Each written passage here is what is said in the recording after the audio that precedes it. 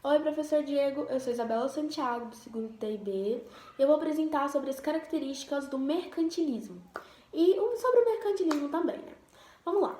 O que é o mercantilismo? Essa é a primeira pergunta. O que a gente pode definir como mercantilismo?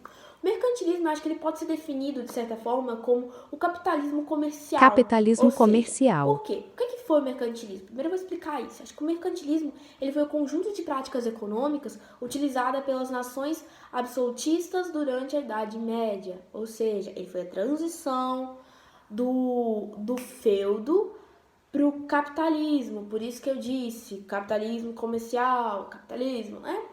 Então, assim, o mercantilismo ele é definido por diversas características que eu acho que somam para a complementação do mercantilismo em si. Então, assim, o que a gente pode falar?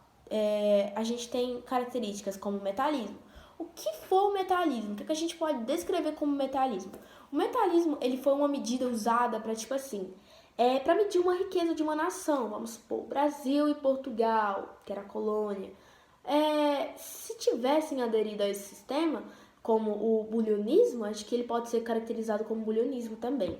A gente Portugal mediria a riqueza, ou então Brasil mediria a riqueza. Acho que é essa a categorização correta. Depois do metalismo, o colonialismo, que é a prática na qual um território exerce domínio político, cultural, religioso de um determinado povo, que aconteceu também com o Brasil. Estou dando exemplo do Brasil porque Brasil era colônia de Portugal, então assim fica mais fácil de dar como exemplo. E o colonialismo é o próprio exemplo, gente. Era o que acontecia com o Brasil. Tipo, Portugal exercia domínio sobre o Brasil e o povo do Brasil. Tipo, os escravos, os índios. Então, assim, o que foi o colonialismo? O colonialismo é a prática do domínio de um território. Depois do colonialismo, a gente tem um monopólio. O que é um monopólio? O monopólio, eu acho que ele é um dos elementos fundamentais para o protecionalismo, ou seja, os produtos coloniais eles podiam ser comprados exclusivamente pela burguesia, ou seja, esses produtos eles eram revendidos no mercado europeu, que é o que acontecia de certa forma com o Brasil, né? Vamos colocar como Portugal pegava aqui do Brasil, levava para Portugal e lá era revendido nos mercados europeus, como podiam ser materiais, tanto material quanto natural. Então, assim, isso foi um monopólio. Após o monopólio, a gente tem a balança comercial favorável, que consistia na ideia da riqueza de uma nação, ou seja, ele estava associado à sua capacidade de exportar mais do que importar. Então, acho que assim, fica fácil da gente entender assim, ó.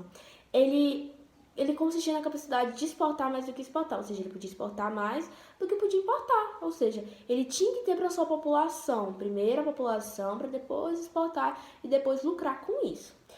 Depois da balança comercial, acho que a gente tem o protecionalismo. O que foi o protecionalismo? É uma prática que visava, é uma prática econômica, na verdade, né, econômica, que visava proteger o mercado interno, ou seja, não tinha que ter uma concorrência extrema.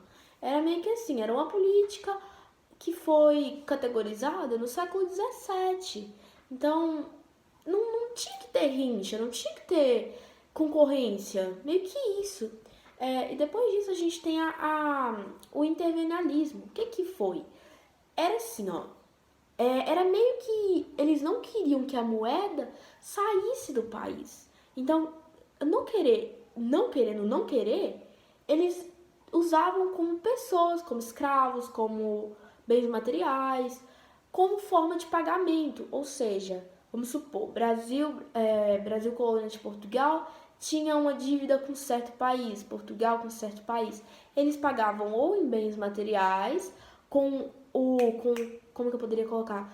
Com a esperança da moeda não sair do país. E pagavam como escravos. Então, assim, acontecia bem frequentemente.